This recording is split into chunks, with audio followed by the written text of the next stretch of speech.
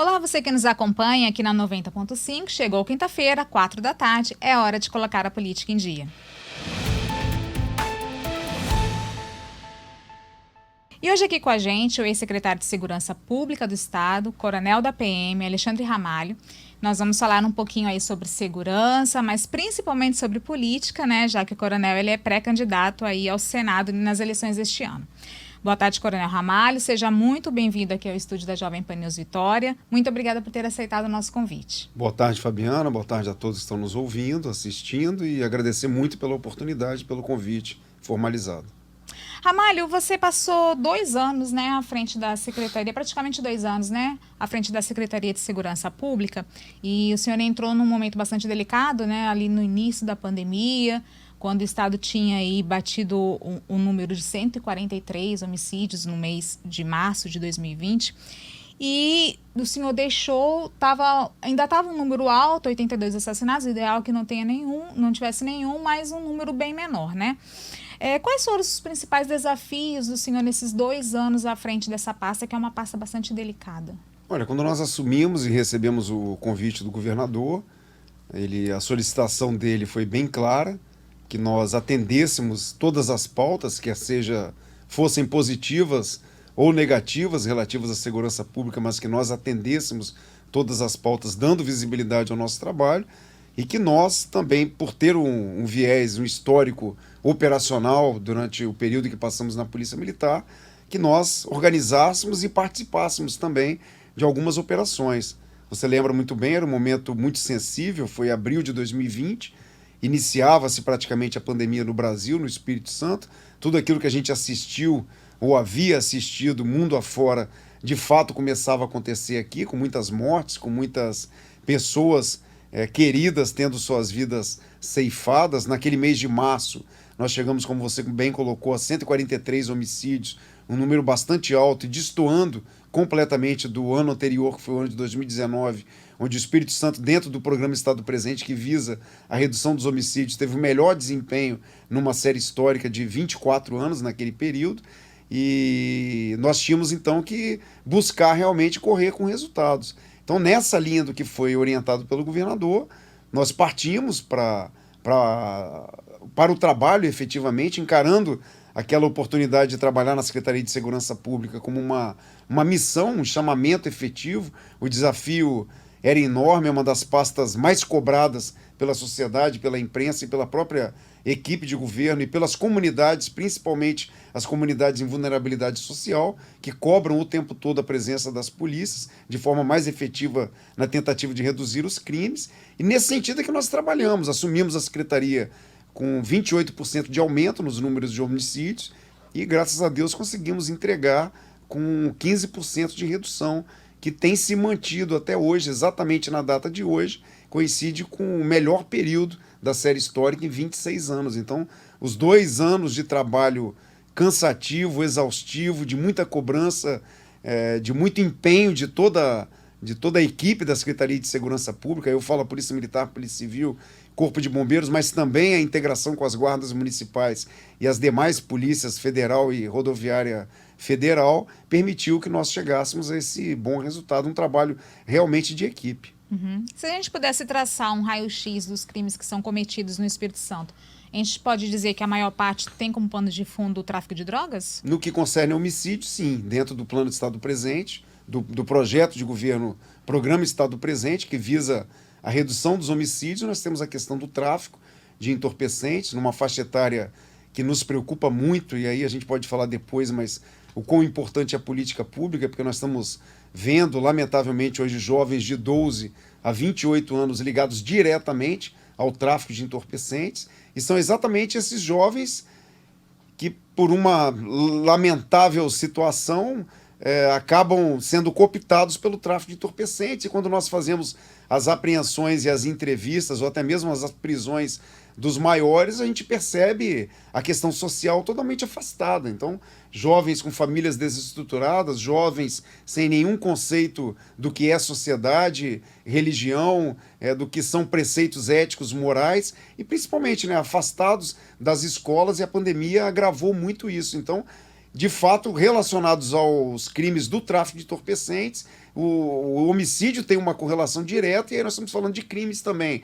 80% nessa faixa etária que eu falei de 12 a 28 anos, e crimes cometidos, em sua grande maioria também, na faixa de 80 a 60%, com armas de fogo. Por outro lado, nós temos nas áreas residenciais e nas áreas comerciais a problemática do furto e do roubo, que atormenta o comerciante e os residentes aí nessas localidades que sofrem com essa questão do furto e do roubo, que se mistura com usuário de droga, com pessoas em situação de rua. Então, temos duas vertentes que hoje batem muito à porta dos capixabas e da Secretaria de Segurança Pública na questão da cobrança por mais efetivo, por mais polícia, por mais ações, mas que a gente pode discutir ao longo dessa entrevista aqui também as consequências e as causas disso tudo.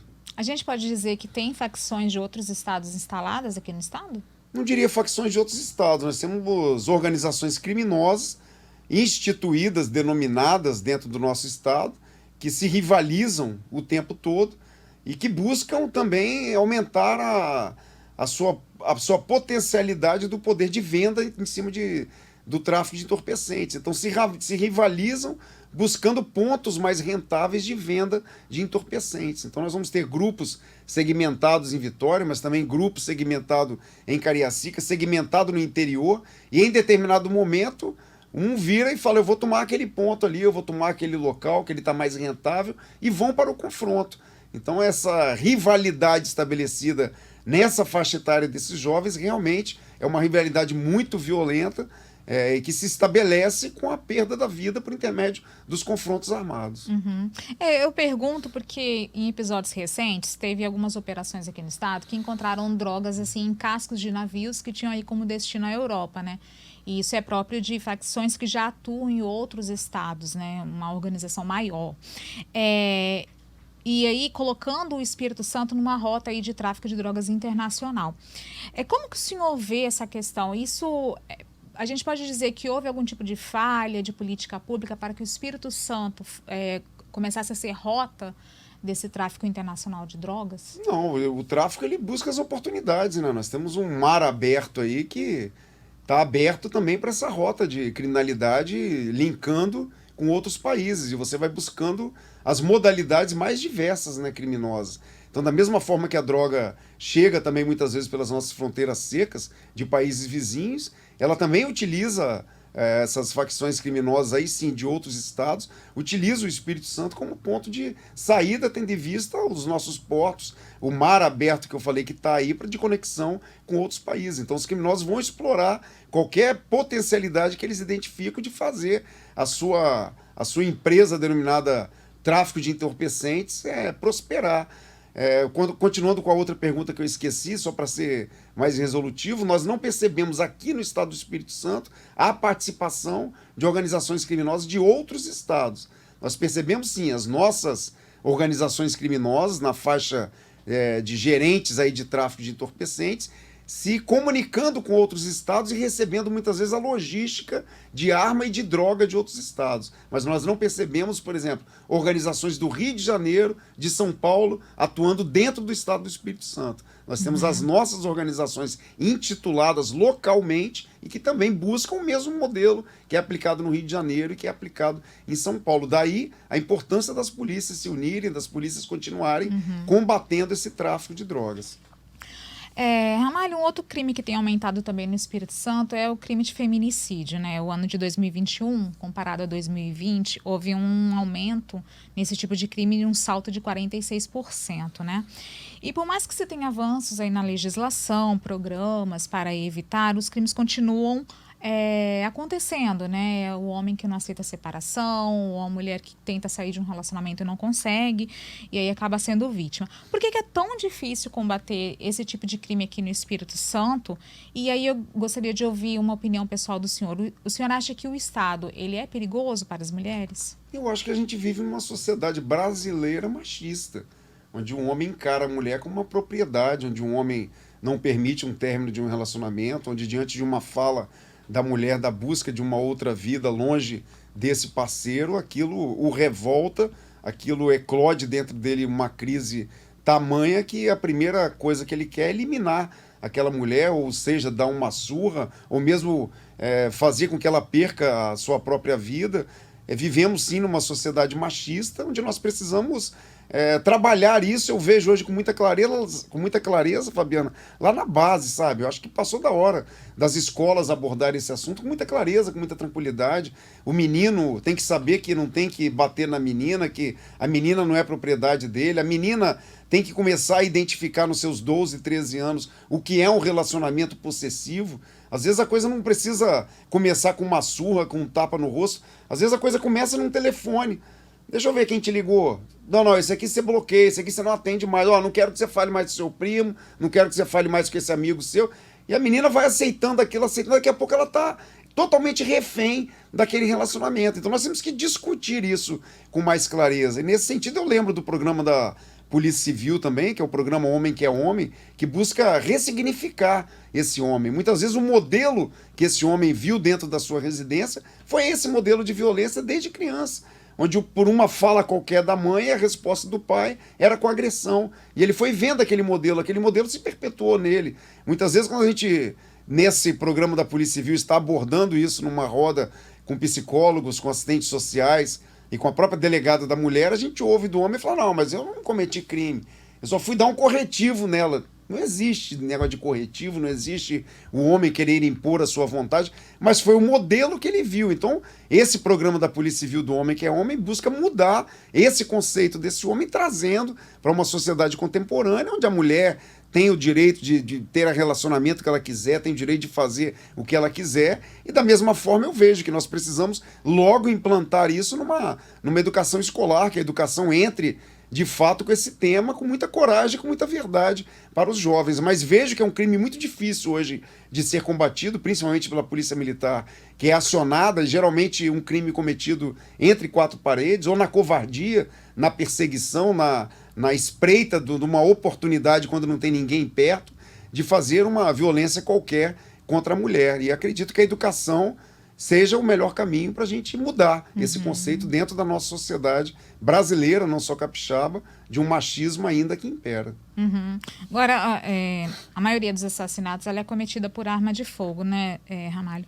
Qual que é a sua posição sobre uma política de facilitação de armamento da população? Porque eu lembro que até mesmo o governador falou que quanto mais armas, mais crimes. No caso, o senhor é a favor desse armamento da população? O senhor acha que isso deve ser levado com mais critério? Porque a gente também tem notícias de armas legais, né, legalizadas, que são usadas também para cometer crimes. Qual que é o seu posicionamento? A grande maioria das armas apreendidas hoje no Espírito Santo e no Brasil ainda são as armas ilegais. Então, quanto às armas ilegais, obviamente que nós somos totalmente contra a circulação dessas armas. Agora, ao mesmo tempo, aquele cidadão honesto, digno, trabalhador, que paga seus impostos e que identifica o desejo de ter a sua arma de fogo para a proteção da sua família, da propriedade, da sua dignidade, da sua incolumidade, eu não vejo problema nenhum, desde que ele passe por um treinamento, desde que ele cumpra todas as etapas estabelecidas no que concerne a exames psicotécnicos, exames psiquiátricos, psicológicos, para que possa realmente permitir o porte daquela arma. Então, hoje a legislação já permite a posse, com muita tranquilidade para o cidadão brasileiro, e aí o porte continua ainda com um rigor um pouco maior. Mas eu não vejo dificuldade do cidadão honesto, digno, trabalhador, de novo, que paga seus impostos, que não tem nenhuma objeção a ele andar armado, que ele não cometeu nenhum tipo de crime e que ele quer proteger a sua família, principalmente aquela família lá do interior, lá da área rural, onde a polícia vai demorar muito a chegar, se chegar, para evitar qualquer tipo de violência contra aquela família, que ele possa ter o direito, se assim o desejar, de ter a arma. Tem um projeto também bastante polêmico, que como o senhor almeja ir para o Congresso, essas discussões vão passar por lá também, né? Que é o uso de câmeras na farda, né, no uniforme dos policiais. Como que o senhor vê essa questão? Alguns estados já estão aplicando, né? E como que o senhor vê? Olha, num primeiro momento as pessoas, principalmente internas das corporações, identificam isso como uma forma de retalhar a ação da polícia, ou uma forma de aumentar o rigor da fiscalização.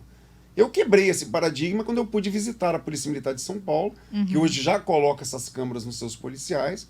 Essas filmagens são durante o turno de serviço, com uma tecnologia muito avançada, que permite filmar 12 horas do próprio turno de serviço do policial. Quando ele identifica alguma cena que vai ter uma repercussão de violência contra ele, ou mesmo uma ação que ele vai precisar desenvolver, ele mesmo aciona o play da câmera para iniciar a gravação, porque ali melhora a qualidade e a captação de som.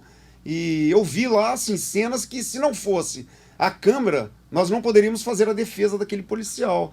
Porque no senso comum, você jamais, Fabiana, imaginaria de, numa perseguição policial, o indivíduo virar com um simulacro, que é uma arma, que simula uma arma de fogo, na verdade um pedaço de madeira que desenhado como uma arma de fogo ou um plástico, e apontar aquilo para o policial.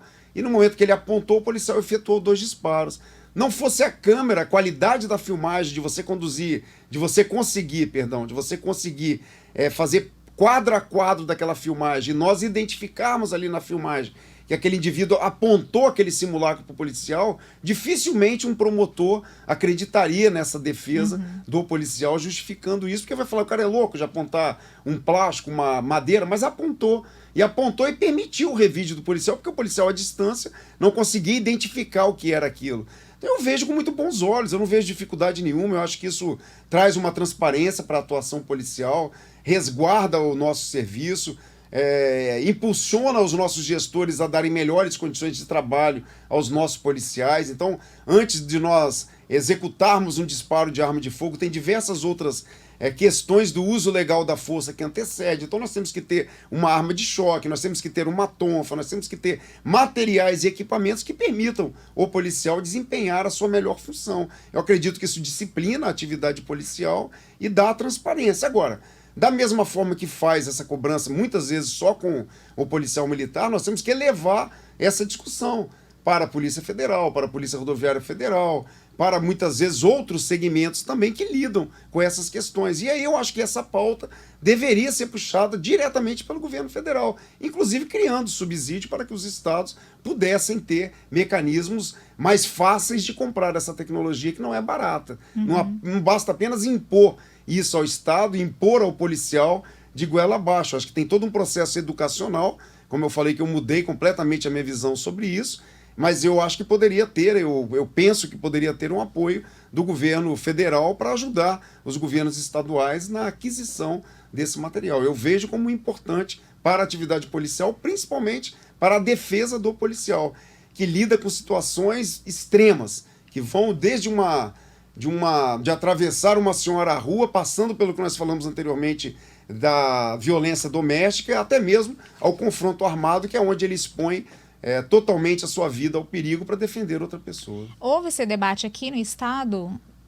Houve esse debate em nível nacional dos secretários, até onde eu participei. Nós participamos de um debate dos secretários estaduais de segurança pública de todo o Brasil, e houve o consenso até o último momento onde eu participei, ainda antes de abril, de que isso seria levado, foi feito um estudo do Conselho de Secretários. Esse estudo, então, foi concluído, remeteram para que nós fizéssemos uma avaliação, fizemos a devolutiva, e isso seria levado para o Ministério da Justiça, para ver se eles concordavam e se o governo do governo federal também ajudava na aquisição dessas câmaras para o Estado. Mas aqui no estado havia o entendimento de que isso era importante, que poderia ser aplicado. Confesso que não houve a discussão com as polícias. Eu apenas que participei do debate no Conselho de Secretários. E eu defendo que seja importante.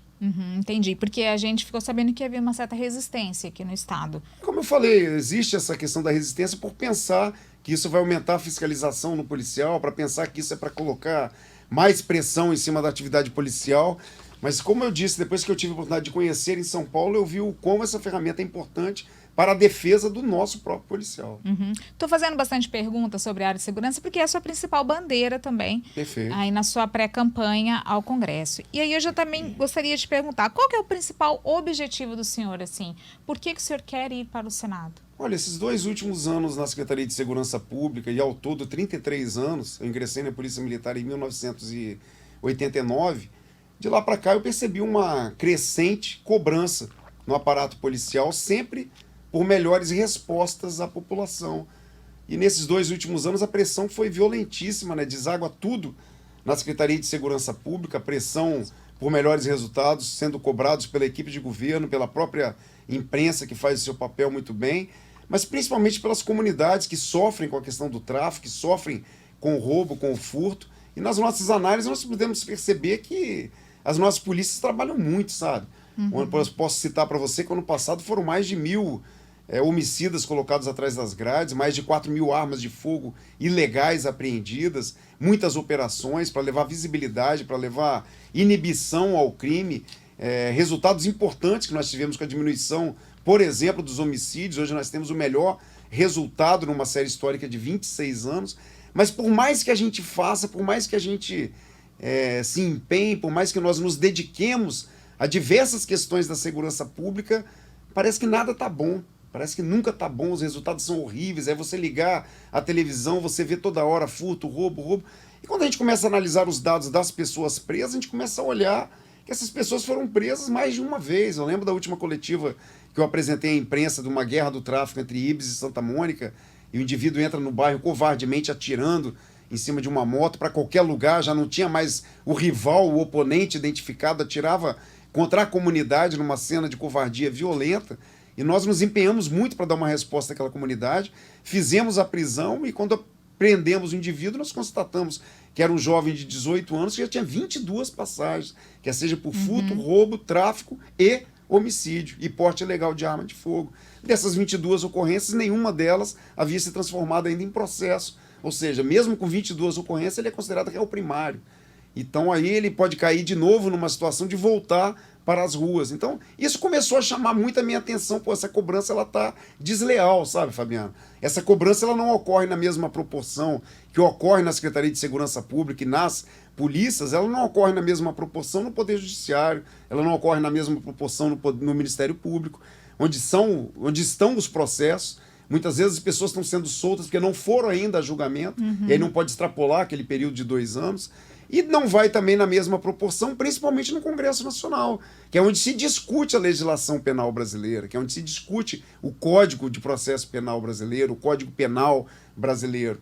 E a gente não vê essa pauta entrar no Congresso Nacional, quer seja no Senado, quer seja na Câmara dos Deputados. Essa não é uma pauta da Assembleia Legislativa, não é uma pauta da Câmara dos Vereadores. E aí, isso nos motivou a buscar, a trilhar esse caminho, de levantar a pauta da segurança pública sobre uma outra vertente, sair dessa discussão rasa que a gente chama do chão de fábrica, do coturno, do policial, de cada fato de comoção social, de cada fato de latrocínio, de um chefe de família que tem a vida perdida, de um jovem que morreu por conta da tentativa do roubo de um celular e aquilo se transformou num latrocínio. Aí vem a comoção e a pergunta é a mesma: cadê a polícia? O que a polícia vai fazer? O que a polícia tem feito? E eu comecei a identificar que, olha, não é essa a pauta, não é essa a questão, não é por aí que nós vamos resolver o problema, trazendo essa cobrança tão severa como ela vem nos ombros dos nossos policiais que se dedicam e dedicam muito.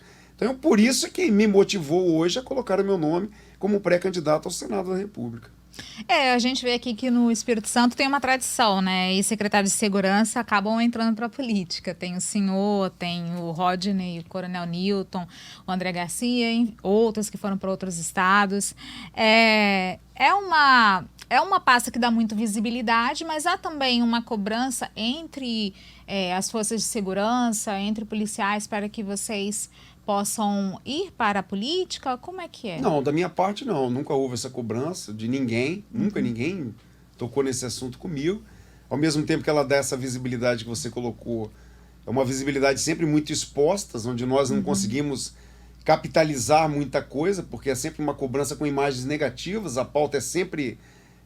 a pauta que dá mais visibilidade é a pauta negativa, é a pauta que nós não gostaríamos de responder, mas que nós não podemos fugir.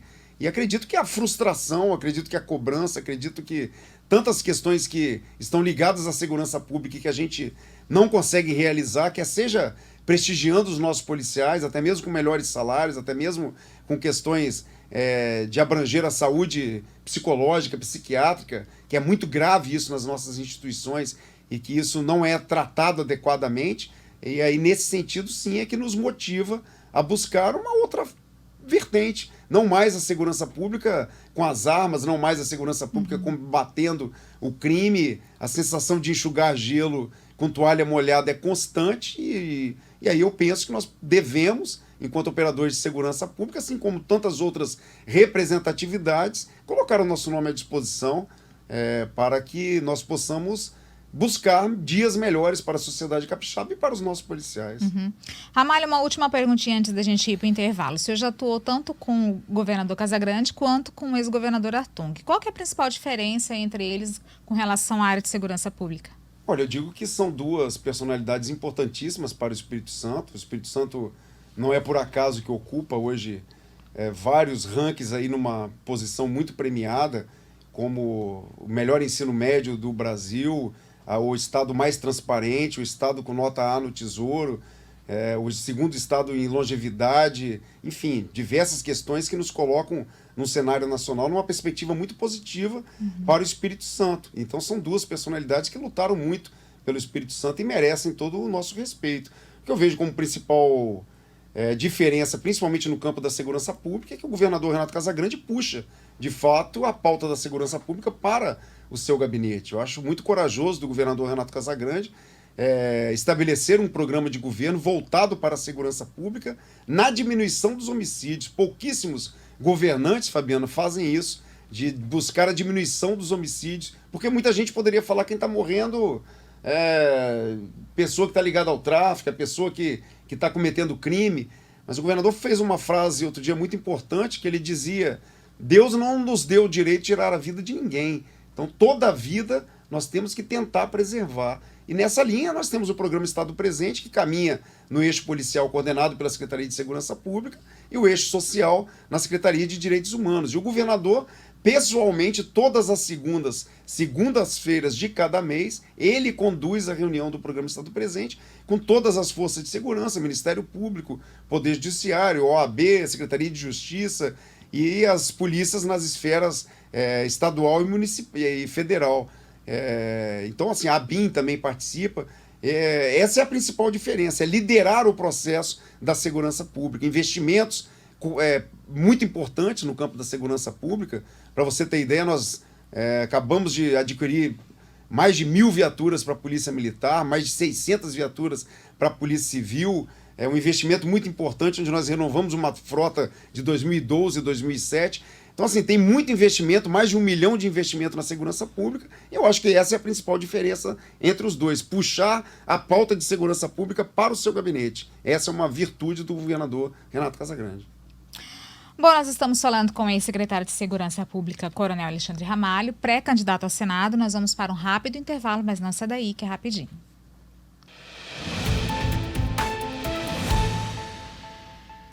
Voltamos aqui com o programa De Olho no Poder, o seu programa para colocar a política em dia. Hoje aqui comigo está o Coronel Alexandre Ramalho, que já foi secretário de Segurança do Estado, é pré-candidato a senador, né? Ele já falou um pouquinho sobre a sua gestão à frente da CESP, algumas bandeiras também, e nós vamos falar mais sobre articulações políticas, ok?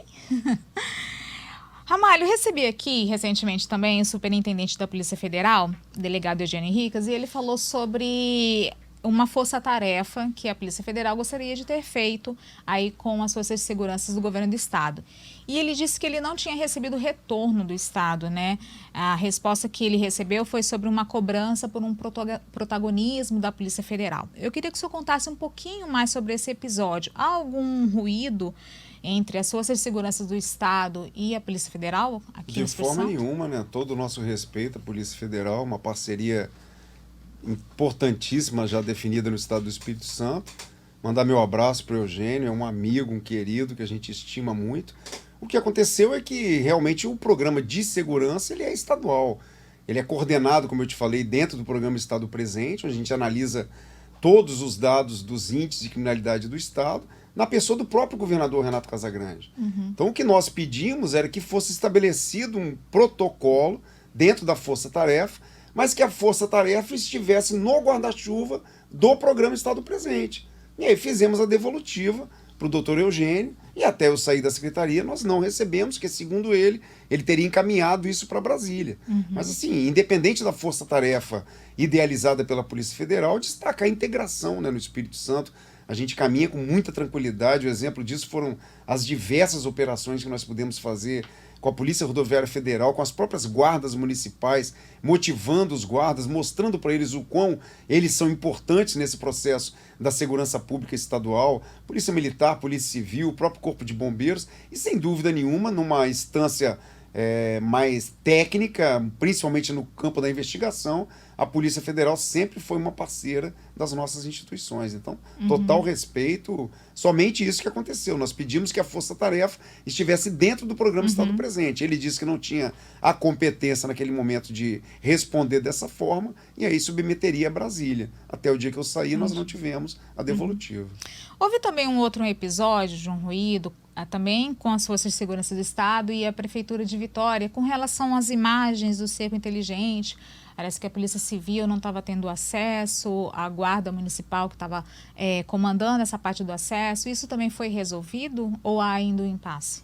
Aí eu quero mandar também um abraço para o secretário Ícaro, um parceiro de toda hora, me ajudou muito enquanto superintendente regional norte, na tentativa da redução dos homicídios, dos crimes na região norte do estado, um amigo querido também, e que nós tivemos no início da gestão, segundo a Prefeitura de Vitória, algumas questões técnicas, e eles também queriam criar alguns protocolos para a segurança da sessão das imagens. Então, nessas reuniões que nós fazemos do Estado Presente, onde participa também de forma segmentada, depois somente com as áreas de interesse, por exemplo, Vitória, da Grande Vitória, e participa a Polícia Militar de Vitória, de Vila Velha, Cariacica, Serra, Viana, Guarapari, e numa dessas reuniões foi colocado pelos gestores de Vitória, da Polícia Militar principalmente, da Polícia Civil, que eles estavam com dificuldade do acesso. E o Ícaro prontamente respondeu que era uma questão técnica, que ele estava avaliando inclusive um protocolo para estabelecer a segurança da sessão para a prefeitura se resguardar, e a partir dali a coisa foi pacificada. Então não tem nenhum problema que afaste a segurança pública, e a gente trabalha de forma integrada com todas as instituições. Nesses dois episódios, o senhor notou algum componente político nessas duas questões? Não, foi tratado diretamente com o Eugênio, diretamente com o Ícaro, nenhuma intervenção do governador, a gente tratou diretamente no campo da secretaria. Agora, durante os seus 2 anos à frente da secretaria, Ramalho, o senhor enfrentou muita pressão da tropa com relação a salários? E aí eu já queria emendar com uma segunda pergunta. A gente teve aquele episódio, né, triste da greve da PM em 2017. Houve nesse seu período de gestão algum indício ou chegou ao seu conhecimento através da área de inteligência, alguma sinalização de que isso poderia voltar a acontecer aqui no estado? Não, quando eu assumi já havia pactuado as associações com o governo do estado a questão do aumento, que foi pactuado com o governo Casagrande. Eu não participei dessa negociação porque ainda não tinha assumido a secretaria. No momento que eu assumo da pandemia, já havia sido feito esse pacto e a coisa transcorreu tranquilamente. Obviamente que nós tivemos uma defasagem muito grande salarial, principalmente que não tivemos correção nenhuma no período do governo anterior, e a inflação batendo a porta como está até hoje. Nosso salário realmente ainda está defasado. Isso traz um descontentamento para o nosso policial, mas foi conversado com as associações que era o que o governo podia dar naquele momento. E o simples fato do governador Renato Casagrande abrir o diálogo, permitir o diálogo das associações com a nossa equipe de governo, já aliviou bastante qualquer indício antes de eu chegar que pudesse ter uma animosidade qualquer. E no meu período não tive nenhum problema nesse sentido trazido pelo comandante-geral ou pelo delegado-geral. Então não houve nenhum indício de que poderia repetir aquele episódio de 2017? Não. Ramalho, o senhor falou que não foi pressionado para ir para a disputa, mas o governador ele te incentivou a disputar o Senado? Ele reuniu comigo e perguntou, no mês de janeiro deste ano, se eu tinha alguma pretensão política, que ele estava ouvindo nos bastidores, e numa conversa bem franca, eu disse que tinha sim, que por tudo isso que a gente conversou anteriormente, por essas questões todas que a gente via na segurança pública, de todo o empenho, e muitas vezes isso não chegar no nível satisfatório da sociedade, e eu entender que isso não dependeria mais só das polícias, que eu queria buscar sim o pleito eleitoral, e naquele momento ele deu total liberdade, pediu apenas para combinar a questão da saída e apoiou nesse sentido de entender que se era um desejo meu, que eu deveria caminhar nessa linha. E nessa reunião, nessa conversa, o senhor já falou que seria o Senado. Já falei que o objetivo seria o Senado, ele sempre orientou que pensasse melhor, porque o Senado seria uma consequência ainda um pouco mais à frente, mas que pensasse no partido, que pensasse também na possibilidade de deputado federal. E claro que aí eu fiz também as minhas análises, eu percebi que nesse período que eu fiquei na Secretaria de Segurança Pública eu não fiz política partidária, eu fiz política pública dentro de um programa de governo, e que muitas vezes as questões para deputado estadual, para deputado federal já vinham sendo construídas há bastante tempo. E quando a gente faz as contas, que você entende melhor do que eu, do 80-20, da maior sobra, da legenda, de tudo isso que envolve a questão da candidatura estadual e federal, eu vi que é majoritária, você coloca o nome lá em cima e o povo decide, se realmente entender que você é merecedor da credibilidade do povo, que o povo, então, vote em você ou no candidato que ele entender que tem uma performance melhor, que vai representá-lo melhor, e me fiquei muito mais à vontade de colocar o meu nome ao Senado, pré-candidato ao Senado. O senhor escolheu o Podemos, né? Gostaria de saber por que o senhor escolheu esse partido e se o partido garantiu para o senhor a vaga de Senado para disputar. Eu escolhi o Podemos porque eu criei uma afinidade muito forte com o presidente do partido, que é o Gilson Daniel. Em 2019, quando eu deixei o comando geral da PM, eu recebi o convite do Gilson Daniel para ir para a Secretaria Municipal de Segurança de Viana. Ele estava reinstalando aquela secretaria. Ali nós pudemos implantar a Guarda Municipal de Viana, que hoje trabalha muito bem e contribui com a segurança pública. Pudemos implantar, junto com a Secretaria de Educação Municipal e a Polícia Militar, a Escola Cívico-Militar, que era um desejo do Gilson Daniel. E quando a gente começou a tratar sobre política, veio o convite dele, me identifiquei com o partido, um partido de centro-direita, um partido que dialoga também com os meus interesses, um partido que me dá total liberdade, mas desde o momento em que nós resolvemos, de fato, nos filiar e as conversas aumentaram a intensidade, eu deixei bem claro para o presidente Gilson Daniel que a minha proposta seria o Senado, e sempre recebi a garantia dele de que isso seria pactuado dessa forma. Ali, quase já no final do prazo das filiações, houve uma disputa ali pelo seu nome, né? Eu conversei na época e depois conversei também com o deputado federal Felipe Rigoni, que é pré-candidato ao governo, e ele disse que estava conversando com o senhor para levá-lo, né, para a União, e garantiu também que o senhor teria o espaço ali para disputar o Senado. O que te fez... ele disse que o senhor balançou, chegou a falar que iria, né? E o que te fez, então, continuar no Podemos? Houve alguma garantia do governador com relação a essa vaga do Senado? Porque do partido o senhor disse que tem, mas do governador?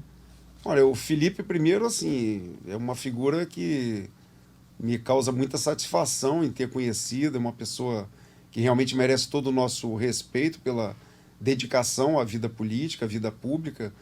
E houve sim essa conversa. Naquele momento, o Gustavo Peixoto havia se filiado à União Brasil, havia saído da chapa do Podemos, e houve essa questão de realmente entrar para a questão da chapa da União Brasil, mas numa conversa também com o governador, com o próprio Gilson Daniel, entendendo que nós ocupamos nesses 2 últimos anos uma das pastas mais difíceis do qualquer governo, que seja federal, estadual ou municipal, mas aqui no estado certamente uma das pastas mais desafiadoras, e por todo o processo de lealdade junto ao governador, por todo o processo de caminhar juntos nesses 2 anos, e pelo apoio que eu recebi do governador, não teve pauta da segurança pública que não entrasse no gabinete do governador Renato Casagrande. Todos os assuntos da segurança pública são discutidos diretamente com ele. Então seria muito ruim para a minha imagem, para a nossa equipe de governo, para o nosso relacionamento, se eu fosse para um partido onde o candidato do governo faz oposição ao governador. Então, essa lealdade ao governador Renato Casagrande é que me fez permanecer no Podemos. Não teve nenhuma garantia do governador da majoritária. Ele falou que a partir dali nós teríamos que trabalhar, o Gilson ainda usou um termo, temos que capinar, e foi dessa forma que nós estamos encarando esse desafio. Estamos como pré-candidatos, temos a candidatura assegurada, mas em momento nenhum foi tratado com o governador sobre o majoritário. Porque o senhor sabe que é uma disputa acirrada essa para ser o nome indicado do governo a essa vaga de Senado, né? Tem ali a senadora Rose de Freitas, que é hoje a dona da vaga, com o MDB, que é um partido grande, que agrega ali tempo de TV e tal. Tem também o PP, que inclusive o presidente da Câmara, né, o Arthur Lira, ele esteve aqui no estado e ele meio que cobrou isso, exigiu isso, né? A participação do partido nesse processo majoritário. Tem o PSDB também, tem a possibilidade do PT retirar a candidatura de Contarato e querer também indicar um nome ao Senado. Como que o senhor fica assim nessa história? O seu partido poderia lançar, de repente, uma candidatura avulsa, sem o apoio do governo? Primeiro, assim, deixar o governador pensar, né? Deixar o governador trabalhar o projeto dele, né? O projeto maior é o projeto, se ele entender que vem para a reeleição, é o projeto de governo. Mas eu não teria dificuldade nenhuma se o governador escolher outro candidato na sua majoritária, de manter a minha candidatura e é isso que eu tenho conversado com o presidente do partido, de insistir na minha candidatura ao Senado, mesmo que seja de forma avulsa, e a legislação permite hoje isso, mesmo estando hoje na aliança com o governador, que nós pudéssemos ter o nosso nome como pré-candidato ao Senado e lá na frente como candidato ao Senado. Eu não teria dificuldade nenhuma, mas é lógico que eu dependo da convenção, que eu dependo do partido, mas esse tem sido o meu pleito junto ao partido, que respeite esse meu desejo, que eu acredito no meu potencial, eu acredito que a pauta da segurança pública é uma pauta emergencial, não só da sociedade capixaba, mas da sociedade brasileira, e é nesse sentido que eu mantenho o meu nome na disputa, mas obviamente que eu dependo da convenção e da decisão partidária. Pelo que o senhor está falando, então, o senhor não aceitaria ser candidato a deputado federal, por exemplo? Não está nos meus planos, não quero ser deputado federal, e aí não é com nenhuma soberba, não, é porque eu penso que o Senado é uma oportunidade de discutir a segurança pública num prazo maior. Essa pauta nunca entrou no Congresso Nacional, essa pauta precisa ser discutida em nível de secretários estaduais, de secretários municipais, das próprias polícias, no Brasil como um todo, ouvir a todos, identificar oportunidades, identificar sugestões, ideias, trabalhar no campo dessas ideias para que nós possamos prosperar nesses 8 anos de mandato. De igual forma, o Senado nos dá a oportunidade, enquanto Espírito Santo, ter a mesma representatividade de estados maiores, né, com uma representatividade maior, como de população, eu digo, como São Paulo, Rio de Janeiro, Paraná, Rio Grande do Sul, tantos outros. Então, coloca em pé de igualdade 3 senadores de cada estado. E a possibilidade de ser vice-governador? Já foi conversado com o senhor? Nunca conversaram comigo, nunca o governador me chamou para tratar desse assunto. É uma decisão do governador, mas, sinceramente, nunca houve esse diálogo. Mas haveria um interesse da sua parte? Da minha parte, não. Nunca pensei em ser vice-governador, não tenho essa pretensão, mas estou à disposição do governador como um fiel escudeiro, como um agradecido pela oportunidade de trabalhar na Secretaria de Segurança Pública, e se abrir o diálogo, obviamente que nós vamos avaliar, mas não é a minha principal plataforma hoje. Para disputar, então, ou o senhor disputa o Senado ou não disputa? Hoje, o meu principal objetivo é o Senado. Eu não me vejo hoje como candidato a outro cargo dentro do pleito eleitoral. Haveria alguma possibilidade do Podemos não estar na chapa do governador Casagrande? Ou hoje isso seria impossível? Não vejo essa possibilidade, não, pela fidelidade do próprio presidente do partido, pela amizade, pelo companheirismo, pelos investimentos que o governador Renato Casagrande fez no município de Viana, enquanto o Gilson era prefeito, da oportunidade também de ter o convidado para ser secretário de governo, secretário de planejamento, enfim, de tantas pessoas importantes que estão dentro do partido e que são ligadas diretamente ao projeto do governador. Bom, se todos os pré-candidatos aí vingarem realmente a candidatura, nós temos aí mais ou menos 12 partidos que já disseram que gostariam de ter nome ao Senado, né? Sendo que 5 deles estariam ali na base do governo. Entre eles tem o da Vitória, o deputado federal da Vitória, que é do PP, do Progressista, e que vem ali da mesma base do senhor, também é policial, né? Tem um reduto eleitoral parecido, embora o senhor esteja estreando na política. Isso não é ruim, ter 2 pré-candidatos com o mesmo perfil, com o mesmo reduto? Não atrapalha um pouco? Não, eu acredito que o perfil da Vitória avançou bastante, né? O da Vitória hoje é uma figura pública bastante conhecida, respeitada em nível nacional e até mesmo dentro do estado do Espírito Santo. Claro que ele respeita muito a Polícia Militar e ele tem muito voto dentro do segmento policial, mas o da Vitória conseguiu consolidar uma base de aliados também do segmento empresarial, dos prefeitos, dos municípios.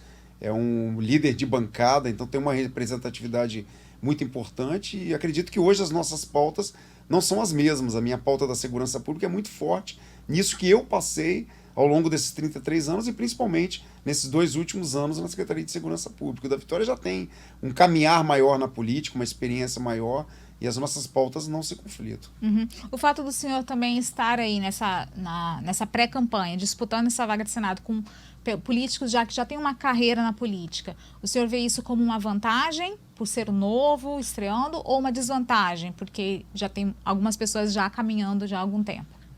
Olha, eu procuro não avaliar os candidatos que buscam o mesmo posicionamento, né? Eu busco avaliar a minha desenvoltura, onde eu tenho passado, eu tenho sido muito bem recebido. Graças a Deus existe um reconhecimento da sociedade pelo nosso esforço, pelo nosso trabalho. Pessoas vêm nos cumprimentar, pessoas vêm agradecer pelo esforço, pelo trabalho. E é nessa linha que a gente trabalha, colocando o nome à disposição, entendendo que todos os candidatos devem ter propostas excelentes para o Estado do Espírito Santo, para o Brasil, e que se coloquem em pé de igualdade essas propostas, que o povo, na democracia existente hoje no nosso país, possa decidir pelo melhor representante do Espírito Santo. Falando agora da política nacional, Ramalho, quem que é o seu candidato a presidente? Porque o Podemos tinha o Moro, né, presidenciável, mas agora não tem mais, né? Como que o senhor, quem o senhor apoia para presidente? O partido ainda não definiu, né, essa questão, né? Nós vamos até sábado agora ter a primeira reunião que eu vou participar do partido do Podemos com a Nacional, com os nossos representantes aqui no estado. E o partido, obviamente, que vai definir essa questão do apoio. Mas as minhas pautas, elas comungam com o centro-direita. Eu trabalho muito nessa questão da segurança pública e identifico muitas questões que eu considero relevantes e que realmente se combinam com a direita. Então, quando eu falo da família, quando eu falo da religião, quando eu falo de bons costumes, quando eu falo de educação, de jovens com encaminhamento para o mercado formal, de refutar totalmente as drogas, é nessa linha que a gente tem uma pegada que combina muito com o centro-direita. Uhum. Há quem acredite que não vai ter espaço para uma terceira via, que seria a eleição vai ser polarizada entre Lula e Bolsonaro. Nessas duas opções, com qual o senhor fica? Era isso que você queria ouvir, né? Olha, eu fico hoje com o Bolsonaro. Acho que o centro-direita me conduz para a questão bolsonarista. Não sou radical, não sou extremista. Sei dialogar com todos e quero dialogar com todos os brasileiros, com todos os capixabas, independente de centro-direita ou não. Se houver pautas positivas de quaisquer lados, a gente tem que abraçar. O que nós temos que buscar é melhorar cada vez mais o Espírito Santo, cada vez mais o Brasil. Mas, de fato, respondendo a sua pergunta, entre Lula e Bolsonaro, eu vou ficar com Bolsonaro. Essa posição, de repente, se eu continuo sendo pré-candidato ao Senado no governo Casagrande, pode chocar, tendo em vista que o PSB hoje está fechado com o PT? Eu acho que tem que ter um respeito, né? Eu acho que as pessoas têm que se respeitar nas suas opções, entendendo as suas questões de representatividade, de lutas anteriores, de vivência, de espaços públicos, do que cada um traz na sua bagagem de experiência dentro da sua mochila de vida, e a gente se respeitar. Eu não acredito em nenhum tipo de conflito. Eu trabalhei com muita tranquilidade num governo de esquerda, identifico no governador Renato Casagrande uma pessoa fantástica, um cara humilde, um cara trabalhador, um cara religioso, um cara família, um cara que dialoga sobre qualquer assunto, sabe, com tranquilidade, com naturalidade, e não vejo dificuldade nenhuma de lidar com a equipe de governo que eu lidei agora, tendo como PSB o partido do nosso governador. Então vejo com tranquilidade e aberto à discussão de qualquer pauta. Então, tudo tranquilo, tudo bem, se tiver que compartilhar o palanque com o PT? Vai ser uma decisão do partido, né? Não é uma decisão minha. Nós estamos ainda avaliando como que vai ser isso definido pelo partido, mas obviamente que hoje eu estou dentro de um partido e eu tenho que respeitar a decisão do partido. Mas respondendo a sua pergunta, a minha pauta ela combina com o centro-direita e é nessa linha que eu vou querer trabalhar. Bom, a gente está chegando ao final, Coronel Ramalho, e eu gostaria de deixar esse momento para o senhor se despedir daqueles que nos acompanham. Eu gostaria de agradecer a você pela oportunidade. Nós tivemos alguns contatos enquanto secretário, enquanto ainda dentro de algumas secretarias municipais ou na própria Polícia Militar. Você sempre nos tratou com todo o respeito, com toda a consideração. Oportunidade de agradecer a você e deixar um abraço a todos que estão nos assistindo, nos ouvindo.